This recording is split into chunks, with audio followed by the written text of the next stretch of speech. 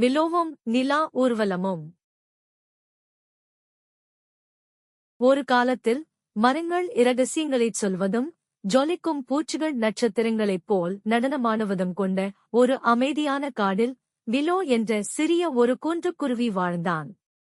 மிலோ மிகவும் ஆர்வமுள்ளவனாக இருந்தான், எல்லா விஷயங்களிலும் கேள்விகள், ஆச்சரியம். ஆனால் அவனுடைய மிகப்பெரிய ஆச்சரியம் நிலாவைப் பற்றித்தான். நீ இவ்வளவு பிரகாசமாக ஒளிர்வது ஏன் என்று மிலோ ஒவ்வொரு இரவும் நிலாவிடம் கேட்டான்.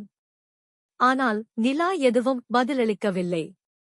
அது வெறும் மென்மையான ஒளியுடன் கீழே சிரித்துக் கொண்டுதான் இருந்தது.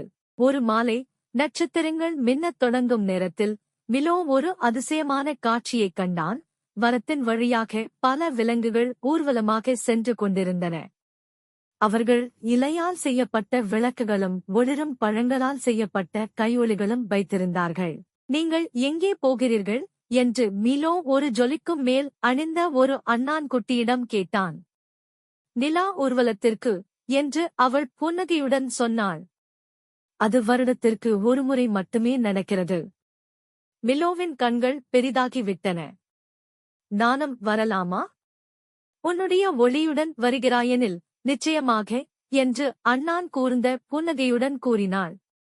மிலோ விரைவாக வீட்டுக்கு ஓடினான்.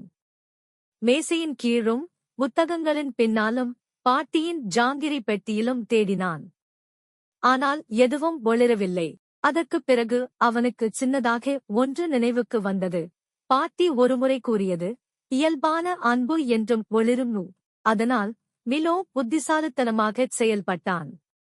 ஒரு பழைய கண்ணாடி பாட்டிலில் பூச்சிகளை வைத்து அதன் மேல் ஒரு அழகான ரிப்பனை கட்டினான். காட்டின் மற்ற விலங்குகள் அதை பார்த்ததும் திகைத்துவிட்டார்கள். வாவ், என்ன அழகான ஒளி!